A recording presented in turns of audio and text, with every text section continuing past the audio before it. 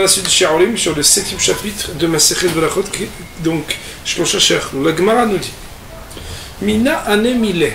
Mina anemile, cela veut dire d'où est-ce que ces choses-là ont été apprises. Normalement, le Mina anemile attend d'avoir un pasouk.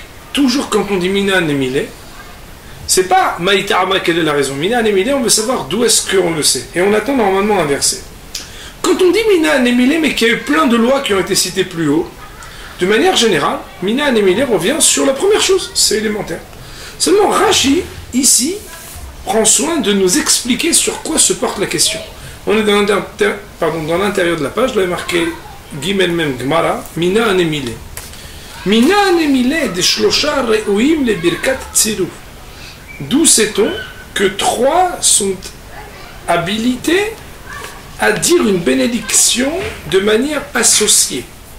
Autrement dit, on avait expliqué la semaine dernière que le zimoun, c'est une bracha que de toute façon d'habitude je fais seul, isolé, que l'on va prononcer avec une formule et une formulation où on est plusieurs à le dire.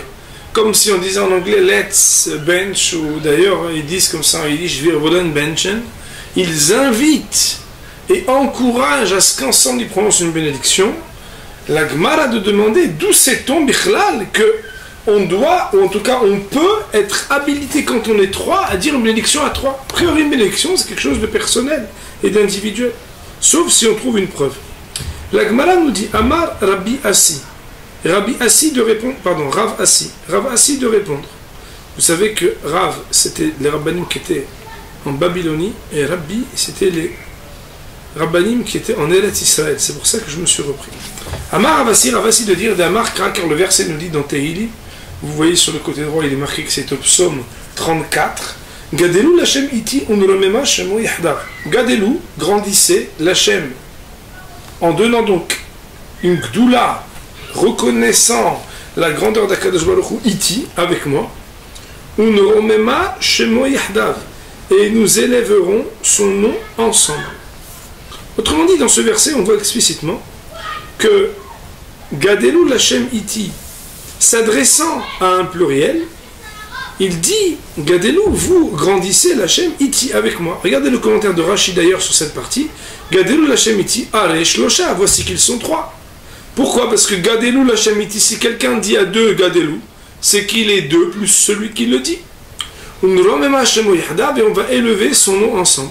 Bien entendu, quand on dit Gadelu l'Hachem iti, la Gdoula et la Romemut, elle est par le fait de prononcer des tfilot à Kadosh Baruch Hu. Je lis la fin de ce Rashi. Gadelu l'Hachem iti aresh lo shavechen akra avu godel ayahid omer l'shnaim. Et aussi dans le verset qui va suivre, on va voir que c'est un individu isolé qui s'adresse à 2. Reprenons la Gemara que je relis. Mina anemile d'où est-ce qu'on dit? C'est Amar Ravasi de dire d'Amarkra parce que le verset dit Gadelu l'Hachem iti unroma shemo yahda. Gadelu grandissez l'Hachem iti unroma shemo yahda. On voit qu'il y a le mot yahda, il y a Gadelu l'Hachem iti. Rabbi Abaou Amar, Rabbi Abaou de son côté a dit, vous savez qu'il y a un principe talmudique qui dit comme ça. Quand on dit Amar Biabaou, c'est que c'est un nouveau sujet. Quand on dit Biabaou Amar, c'est qu'il rétorque pour dire autre chose. C'est aussi valable dans les Mishnayot. Amar Rabbi Meir a dit c'est un nouveau sujet. Rabbi Meir Omer, alors là il n'est pas d'accord. Rabbi Abaou quant à lui de dire, mais aha, on l'apprend d'ici. D'ici où ça? Kishem Hashem Ekra Avu Godel Leloken. Lorsque le nom de Akadosh Baruch Hu j'appellerai, c'est mon cher Ben qui parle, Avu Godel l'Elokenu. Donnez donc la grandeur, l'Elokenu, à notre Dieu. Autrement dit, je vais appeler et vous vous répondez. On voit à Behemet, qui c'est qui s'adresse à qui?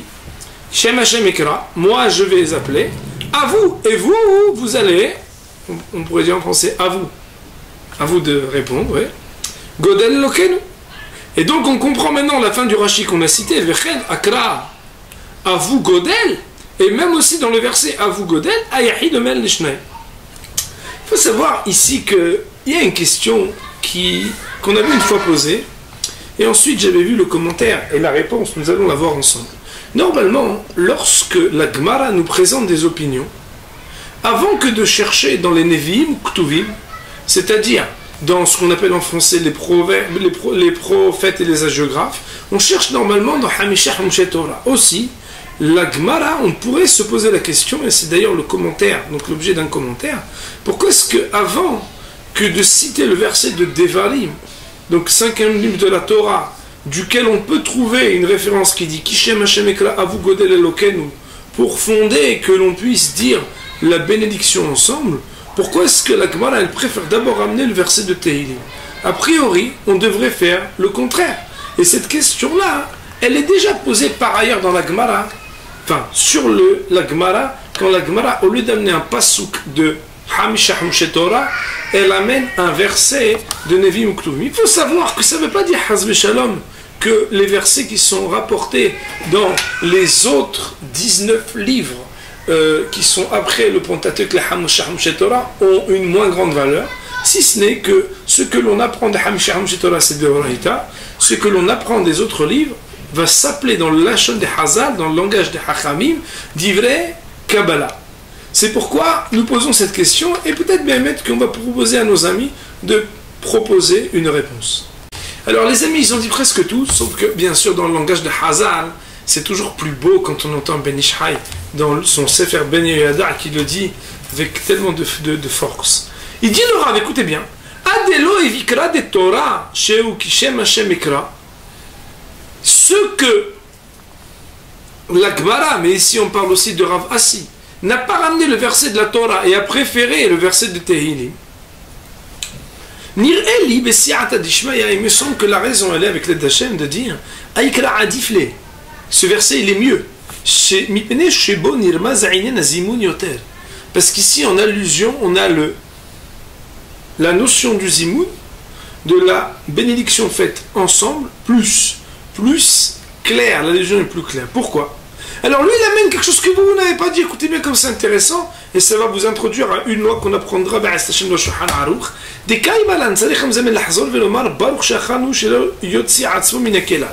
Vous savez que, aussi bien le matin quand on dit Barechu et Hashem et Mevorach, que quand on monte au Sefer Torah et qu'on dit Barechu et Hashem Mevorach, qu'on invite les autres à dire la bénédiction, quand eux disent Baruch Hashem Mevorach le'olam va'ed, alors il y a un sujet dans le Talmud de Jérusalem, à savoir, est-ce que nous aussi on doit redire Baruch Hashem Baruch Le'olam Va'ed, ou bien est-ce qu'on peut directement continuer à dire la bénédiction Baruch Ata Hashem directement?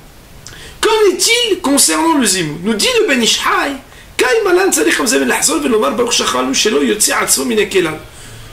concernant le Zimoun, il faut que la personne répète après avoir dit Nevarech Elokenu ou Nevarech Shachanu Mishelo, les autres disent Baruch, et lui répète Baruch. Et d'ailleurs, dans le verset Gadelu Lashem Iti, il y a cette allusion à la halakha qui dit qu'il faut répéter. Pourquoi? Parce qu'il y a marqué Gadelu Lashem Iti, Be'et Sheni Omer Lachem, Nevarech Shachal Mishelo. Vous allez répondre à ce que j'ai dit, Gadelu Lashem Iti, après moi, avec moi, ça veut dire lorsque je vais vous le dire. Unram Hashem Yahdav. Ça veut dire quoi? Chez Ani Ve'atem Nomar Baruch Shachalnu. Quand moi je vais vous inviter à faire la tfila, il faut savoir qu'après moi aussi je vais devoir me mettre avec vous yahdav. Alors que le verset de la Torah qui dit Kishem Hashem Ekra, là-bas on ne parle pas entre guillemets du sujet du mezamen. Qui omer Kishem Hashem Ekra bezimoun, le man nevaler shachal mishelo. Parce qu'on pourrait dire que Kishem Hashem Ekra, quand je vous dis allez-y, répétez après moi. Atem avu godel elokenu. On pourrait comprendre qu'eux ils doivent répondre. Lomar baruch shachal mishelo. Velo nirmaz gal shegam ou yomer imaem. Et il n'y a pas encore marqué que toi tu dois encore répéter. Ah, alors si on dit ça, Béhémet, pourquoi Rabbi Abaou il a ramené ce verset-là? Là, si on comprend pourquoi il n'a pas ramené le verset de la Torah. Parce que le verset de Tehillim il est plus explicite. Il dit Rabbi Abaou bahar le'avi gam pasukze. Rabbi Abaou, c'est pas qu'il n'est pas d'accord avec Rabbi Ravasi. C'est qu'il se dit, il faut aussi ramener ce verset-là, Bishvil Sheo Pasuk Torah, parce que Béhémet, il est un verset de la Torah, et quand on peut trouver aussi une allusion dans la Torah, il faut la citer. Autrement dit, après qu'on ait vu que dans un verset de Tehillim est fondé, et en plus, est rappelé l'ordre et la manière avec laquelle on doit dire le Zimoun, alors bien sûr que c'est aussi intéressant de savoir combien il peut y avoir par ailleurs une allusion faite, peut-être moins parfaite, mais une allusion faite dans la Torah au Inyan du Zimoun. Je vous ferai la remarque qui est très importante, c'est que Moraï Verabotaï, si on voit bien que ce soit le verset de Teilim ou que ce soit le verset de Devarim, il s'agit ni plus ni moins qu'une allusion.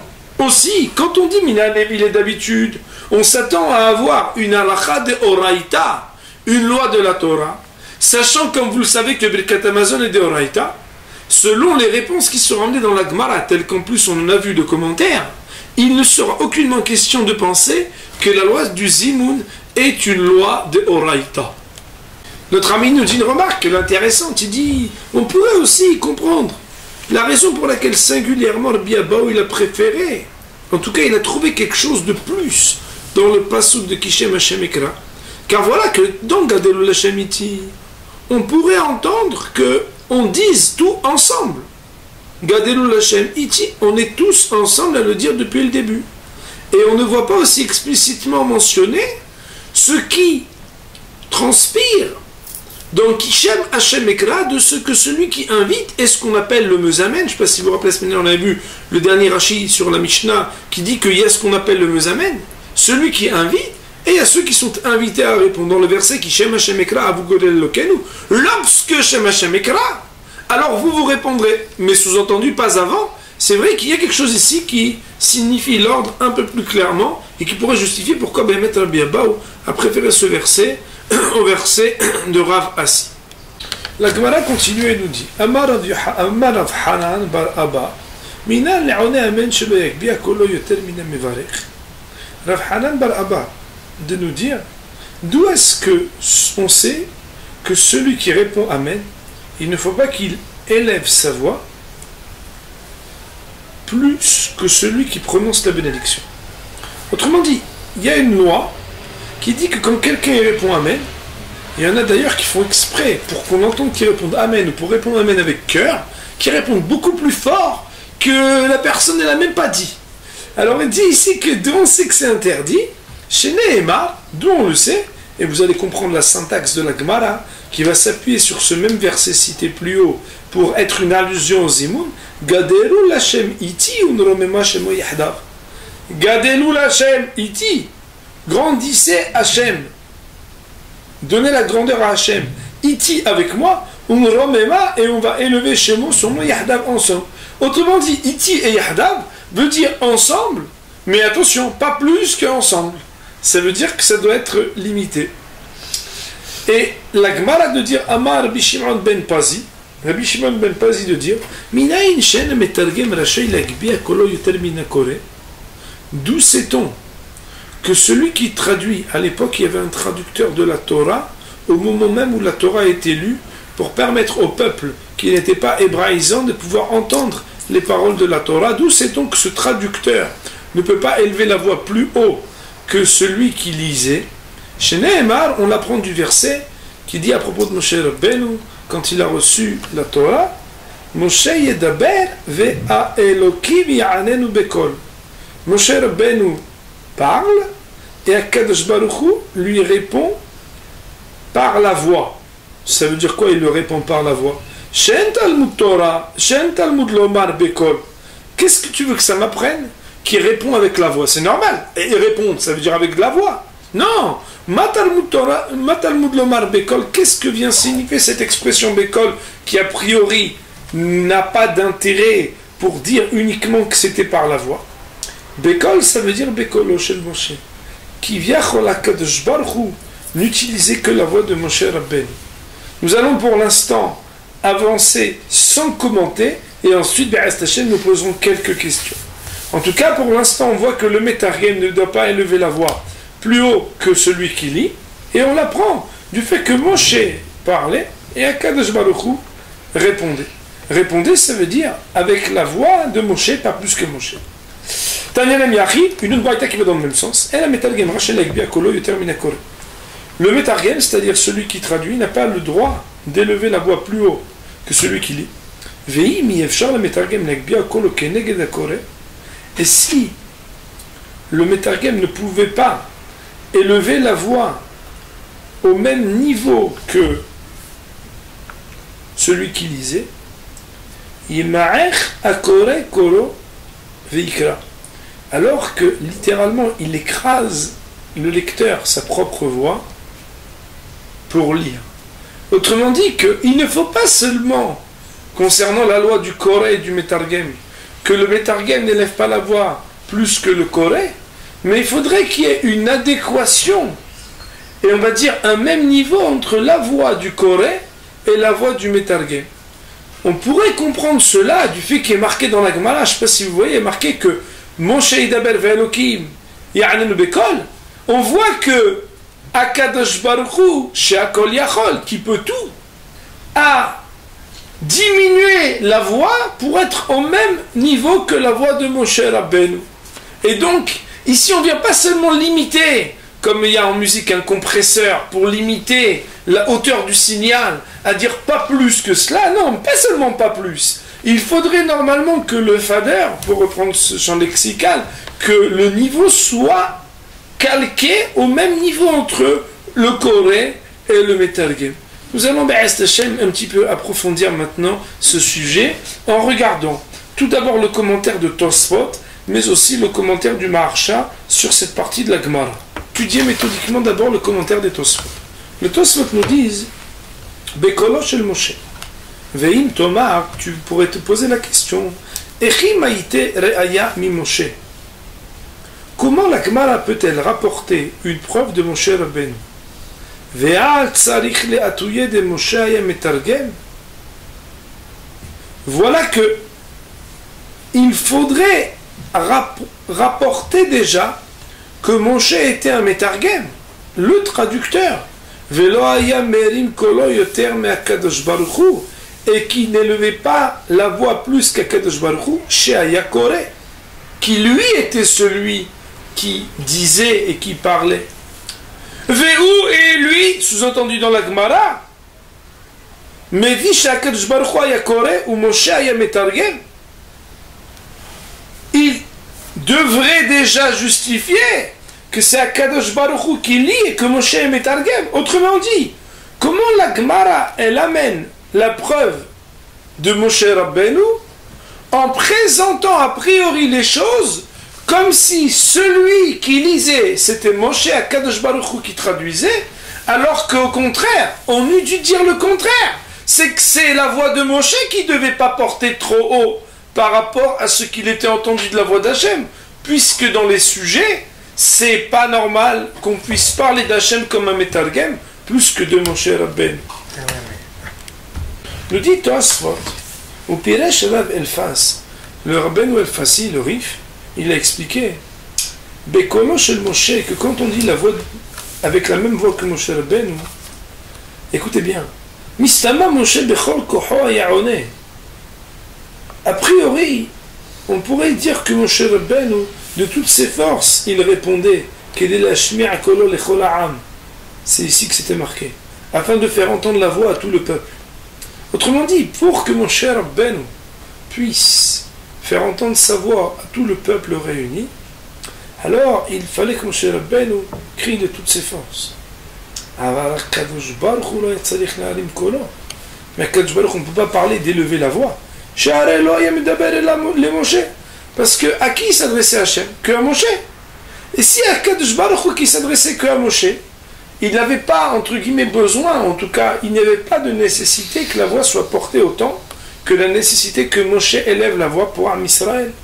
Et là, les Moshe Levad, il ne parlait qu'à Moshe Rabbeinu. Va filou achi, et malgré tout, sous-entendu, et on aurait pu penser qu'il allait faire une voix toute petite pour parler à Moshe, Ayamakbia kolo kedesheloye kolo shel Moshe metargem ram yoter mi kolo shel Akadosh Baruch Hu.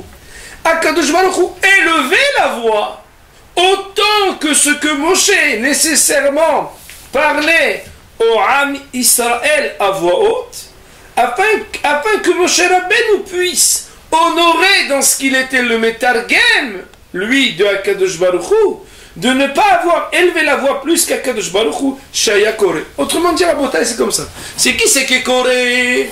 Nous disent Tosfot, impossible de comprendre que celui qui est Koré c'est Moshe Rabbeinu. Donc on ne peut pas comprendre cela. Alors comment comprendre qu'on amène une preuve de ce que Moshe Rabbeinu nous disait? Il ramène ici le Tosfot, le commentaire du Rif, qui dit oui, mais justement, à qui s'adresse Moshe? Au peuple. À qui s'adresse Hachem? À Moshe. Si Akadosh Baruch Hu est le Koré, celui qui lit, et Moshe Rabbeinu est le Metargem, la nécessité que Moshe Rabbeinu élève la voix est triviale, puisqu'il va parler à tout le peuple, il doit crier très fort. Akadosh Baruch Hu, à qui s'adresse-t-il qu'à Moshe Rabbeinu? Il aurait pu parler tout doucement. Le Hidouche n'est pas ici que Akadosh Baruch Hu n'a pas élevé la voix plus que Moshe, mais qu'il ait calqué la voix assez haut pour que Moshe Rabbeinu ne se transforme pas en un traducteur qui parle plus haut que celui qui avait lu. Et ça, Emet, ça voudrait dire qu'on prend exactement la chose à l'envers, c'est que dans le Pasuk, Moshe Yedaber ve'elokim ya'aninu bekol, le Hiddush il est que Moshe qui est le Metargem, Akadosh Baruch Hu qui utilise la même voix que Moshe, transforme Moshe en un Metargem qui honore les lois. Et Akadosh Baruch Hu nous enseigne ici que pour que mon Metargem, moi, nous dit Hachem, ne porte pas la voix plus haut que le Koré, que moi le Koré, dit Hachem, alors il a dit avec la même voix que Moshe, alors qu'il parlait en tête à tête avec lui, de dire aussi fort que Moshe, nécessairement utiliser une voix très haute pour parler à tout le peuple réuni. Voici le premier commentaire sur cette Gemara. Il est marqué dans le Maharsho, dans Hiddushei Agadot, c'est à la page tête des éditions, on va dire Telman. Et donc, vous savez que Hiddushei Agadot est écrit en petits caractères, il est marqué. Même Amoud Aleph, Sheneemar, Moshe Yidaber, avec 4 fois Tosot, et les Tosot ont écrit Bim Tobar en posant une question. Aïn Sham, regarde là-bas ce qu'ils ont écrit. Vechol Divrahem, tout ce qu'ils ont écrit, Alpi Mashe Evin, c'est parce qu'ils sont partis de ce qu'ils ont compris. Que c'est Akadosh Baruch Hu qui lisait et Moshe qui était le Metargem. Que Moshe Katav nous Hiddushei Halachot. Comme moi-même j'ai écrit dans Hiddushei Halachot pour expliquer ce que Tosot a dit. Veloulé Divrahem, si ce n'était leurs paroles, sous-entendu je respecte leurs paroles, mais je vous donne juste au moins un terrain de réflexion. Ayanir El et Faresh, moi j'aurais pu peut-être trouver lieu d'expliquer. Des Sphira, que la Gemara elle pense, Moshe Ayakore, Akadosh Baruch Hu Metargem. Que Bémek, c'est qui disait Moshe, c'est que tu Metargem, Akadosh Baruch Hu. Pourquoi? De Moshe lo Ayakore rak belashon hakodesh. Parce que Moshe Rabbeinu, combien de langues il utilisait quand il parlait? Shon hakodesh, une seule langue. She'en hakol mevinim bo. Et en plus, c'est pas tout le monde qui comprenait la Shon hakodesh. Quand tu utilises qu'une seule langue, alors tu utilises une langue, tu te risques à ce que d'un côté on comprenne ceux qui comprennent la langue que tu utilises, mais de l'autre, ceux qui ne comprennent pas, ils ne comprennent pas. Aval diburo shel Akadosh Baruch Hu ayu bo 70 lashon. Mais la parole d'Akadosh Baruch Hu, elle, quand elle était dite, elle portait 70 langages. Kede amrinan Perek Rabbi Akiva, comme la Gemara elle dit dans ma Sechet Shabbat, à la page 88 dans le chapitre qui s'appelle Rabbi Akiva. Kol dibur vedibur sheyatsa mipi Akadosh Baruch Hu, où là-bas la Gemara elle explique que chacune des paroles qui étaient dites par Akadosh Baruch Hu, aya nehlak le 70 leshonot, elle était partagée en 70 langues.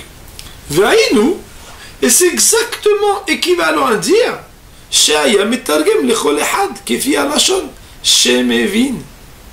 Qu'Akadosh Baruch Hu, par rapport à la portée très singulière de ce que la parole de Moshe ne pouvait s'adresser que dans la langue qu'il utilisait, comme un humain limité, comme tout le monde, d'utiliser la Shon HaKodesh qui était Koré, Akadosh Baruch Hu qui lui, il permettait, parce qu'il a marqué dans la Gemara de Masechet Shabbat, que chaque parole qui sortait de la bouche d'Akadosh Baruch Hu est sortie en 70 leshonot, qu'on puisse qualifier qu'Akadosh Baruch Hu, il est le Metargem, le traducteur de Moshe Rabbeinu, dans la mesure où ce qui ne pouvait pas être compris par la parole de Moshe Rabbeinu, dans la bouche d'Akadosh Baruch Hu, comme il parle avec les 70 langues d'un coup, alors ça pouvait être compris. Vetou le midi, et plus que ça, on n'aurait pas eu besoin de dire, d'arriver à l'explication que le Tosfot de Rabbeinu El-Fassi et d'autres. Seulement, le Maharsho il a commencé par dire Veloulé divrahem. Si ce n'était leur parole, voilà ce que j'aurais dit. Sous-entendu qu'il se soumet totalement de dire que, puisque les Tosfot ont ainsi expliqué, et qu'ils ont précédé le Maharsho de centaines d'années, et qu'au nom de Rabbeinu El-Fassi, le Rif, c'est comme ça que ça a été expliqué, alors l'intention du Maharsho, c'est surtout juste de nous montrer un autre pan qui aurait pu éclairer ce que la Gemara laisse entendre que Moshe est celui qui disait Akadosh Baruch Hu, c'était le Metargem. On rentre un peu plus dans la Sugia de Zimoun en commençant par là où on est dans les deux points. Itmar. La Gemara nous dit voilà ce qu'il a été dit. Shnaim shachlu ke'ahat. Quand deux ils ont mangé ensemble, autrement dit, la Mishnah nous dit Shlosha shachlu ke'ahat. Quand trois ils ont mangé ensemble, Haïm les amis de faire le Zimoun. Qu'en est-il quand deux ont mangé ensemble? Pali Gebara Rav Bihana. Rav Bihana ils ont mahlouket. Hadamad imratsu les amin mezamnim. Hadamad imratsu les amin et mezamnim. Il y en a un qui a dit que si Behemet ils ont décidé de faire le Zimoun, ils peuvent le faire. Et l'autre qui dit s'ils veulent, ils ne peuvent pas. Autrement dit, devoir, personne ne dit qu'ils doivent. Mais pouvoir, est-ce qu'ils ont le droit de faire le Zimoun ou pas? On ne dit pas si c'est Rav qui a dit quelque chose, Rabbi Hanan qui dit autre chose. On dit juste que Pali Geba, Rabbi Hanan et Rav, un il dit Had Amar, Ibratsu les amin zamnim, s'il fait Zimoun, il fait Zimoun. Les deux, Had Amar, Ibratsu les amin et zamnim, que si Behemet, les deux ils ont décidé de faire Zimoun, ils ne peuvent pas faire le Zimoun. La Gemara va maintenant, avec l'aide d'Akadosh Baruch Hu, essayer de trouver des preuves à ce sujet pour savoir la Chaol et Maaseh, déjà au stade de la Gemara, qu'est-ce qu'il en serait, est-ce qu'on aura le droit quand on est de faire le Zimoun ou non. La Gemara tout d'abord, bien entendu, va essayer de tirer une information de notre Mishnah en disant Tanan, voici que la Mishnah nous dit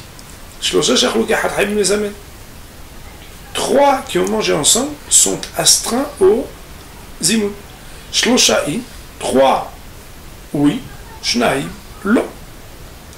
Deux, non. Autrement dit, si on parle du Zimoun à trois, c'est que c'est que à trois, et sinon, non. La Gemara dit alors quoi? Ça va pas ou quoi? Là-bas on parle d'obligation, et si on parle de droit. Autrement dit, impossible de tirer d'informations de notre Mishnah, dans la mesure de la Mishnah où il est marqué Haya, on ne pourrait calquer et trancher la problématique qui a été dit Imratsu, si ils ont désiré à leur initiative prononcer une bénédiction, sous-entendu, sans prétendre qu'ils en sont Haya, mais est-ce qu'ils ont le droit ou pas? Et donc de notre Mishnah, a priori, en tout cas de cette partie de notre Mishnah, on ne pourrait pas apprendre, en tout cas de cette première partie, qu'ils n'ont pas le droit. Pourquoi? Parce que le devoir qu'ils ne l'ont pas, qu'il ne l'est pas, pardon, on peut l'apprendre de notre Mishnah, le droit, on ne peut pas l'apprendre. La Gemara nous dit Tashema. Tashema, ça veut dire viens, écoute, toujours quand on dit Tashema, c'est qu'il y a une mahloket, en tout cas une problématique citée au-dessus, et qu'on veut essayer de trancher. La Gemara nous dit Tashema. Il y a marqué que 3, c'est une Gemara plus loin d'Afnou, vous le voyez sur le côté droit, puisqu'il est marqué à côté de la petite astérisque, enfin en face, c'est la page nous, ça veut dire quelques pages plus loin, 5 pages plus loin. Trois qui ont mangé ensemble, ils sont tenus du Zimoun, et ils n'ont pas le droit de se séparer. Ah, qu'est-ce qu'on voit là-bas? Que 3 qui ont mangé ensemble, ils sont astreints au Zimoun, ils n'ont pas le droit de se séparer. Mais on voit que quoi? 3, ils n'ont pas le droit de se séparer, mais 2, ils ont le droit de se séparer. Or, si Behemet, tu prétendais que même à 2, ils auraient la possibilité de faire le Zimoun, pourquoi interdire que 3 se séparent, alors que même si les 3 se séparent, ils ne perdent pas encore la possibilité de faire le Zimoun, puisque si on part de l'hypothèse que même 2 peuvent faire le Zimoun, alors pourquoi tu dis que les 3 qui sont astreints au Zimoun n'ont pas le droit de se séparer? Qu'un se sépare des 2, et que tant qu'il reste 2, ils ne perdent pas la possibilité de faire le Zimoun. Al-Korhach, tu es obligé de dire que, étant donné que le Zimoun ne peut se faire qu'à 3, on n'a pas le droit de se séparer quand on est 3, parce que si on se sépare quand on est 3, alors, comme 2 ne peuvent pas faire le Zimoun, on aura perdu à cause de celui qui s'est séparé des 3, la possibilité même de faire le Zimoun. La Gemara de répondre. La Gemara, elle répond, Shani Atam, c'est différent là-bas, de Kav'urle ou Behova Me'ikara. C'est qu'ils ont eu une fixation obligatoire depuis le début. Autrement dit, peut-être qu'en réalité, on pourrait déduire de ce texte qu'ils ont peut-être le droit, oui ou non, de faire le Zimoun quand ils sont 2.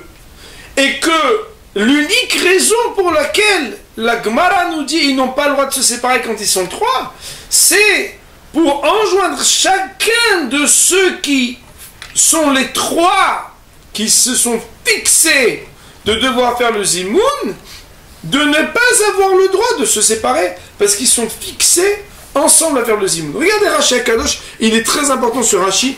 Je vous avouerai que quand on lit la première fois cette Gemara, sans le commentaire de Rashi, on n'aurait pas pu le dire aussi clairement. Et c'est seulement quand on voit comment Rashi Akadosh, il articule la Avamina, l'hypothèse que la Gemara émet, et la Maskana, ce qu'on appelle Shakla Vetaria, et la réponse, quand on le relit après, alors c'est beaucoup plus simple. Regardez dans les mots de Rashi. Rashi nous dit ils n'ont pas le droit de se séparer. Ou le et de faire une bénédiction chacun seul, de mafki'e les Torah Zimoun, parce qu'ils font sauter ce qu'on appelle la loi du Zimoun. Quand ils sont deux, pardon, quand ils sont trois, oui, mais quand ils sont deux, non. Voici comment il faut expliquer. De ceux qu'il a été enseigné qui n'ont pas le droit de se séparer. Shma'mina, tu déduirais de là des shlosha mezamnim, shnaim en mezamnim, que trois ont la possibilité de faire le zimoun et deux ne peuvent pas. Va piluratsu, et combien même voudrait-il? Pourquoi? Parce que si tu voulais dire l'hypothèse que même si deux ils voulaient, ils peuvent faire le zimoun. Pourquoi un n'aurait pas le droit de se séparer? L'izil ou il n'a qu'à partir lui. Et tu ne fais pas sauter par cela la bénédiction du ziboun. Veizamnu ashnaim, que les deux fassent le ziboun. Shane atam, commentant la réponse de la Gemara, Rashi nous dit des kve'u bechova me'ikara. Vei azil ou, et quand lui part, mafka'at le'u, il fait tout du moins sauter Hova, la partie qu'on appelle obligatoire. Vekamu le'u birshut. Et à cause de cela, ils se retrouvent, alors qu'ils avaient un niveau d'obligation qui s'appelle Reshut, le droit, l'initiative, la possibilité, alors qu'ils étaient obligés.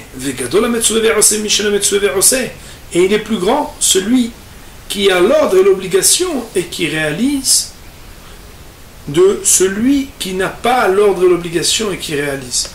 Ceci est une Gemara dans ma Sechet Kiddushin. La Gemara dit là-bas, celui qui a l'obligation qui fait, il est plus grand que celui qui n'a pas l'obligation et qui fait. Ah, pourtant les deux ils font. Et d'ailleurs, on a même l'impression de, quand on lit la première fois, on se dit non, c'est le plus grand, celui qui n'est pas obligé et qui fait. Alors là-bas, il y a plusieurs commentaires. Un des commentaires, c'est de dire que celui qui fait que quand il le souhaite, alors qu'il n'est pas obligé, il le fait avec moins d'assiduité. Quand il veut, il fait. Quand il ne veut pas, il ne fait pas.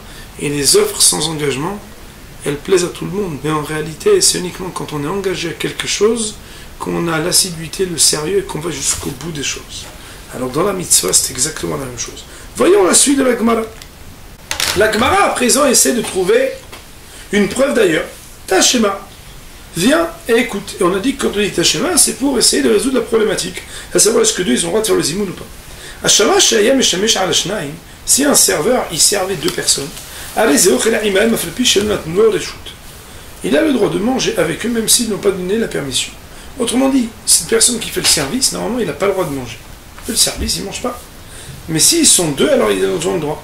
Mais si ils servent avec trois personnes, il ne peut manger avec eux que si jamais ils lui ont donné la permission.